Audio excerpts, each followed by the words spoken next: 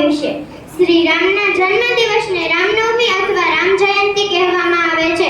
શ્રી રામના ધર્મપત્નીનું નામ સીતા હતું. તેઓ 4 ભાઈઓ હતા.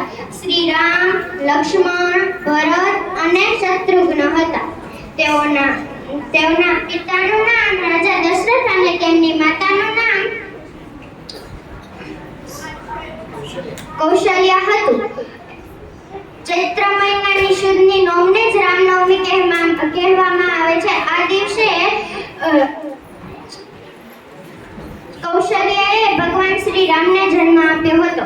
તેઓનો જન્મ અયોધ્યામાં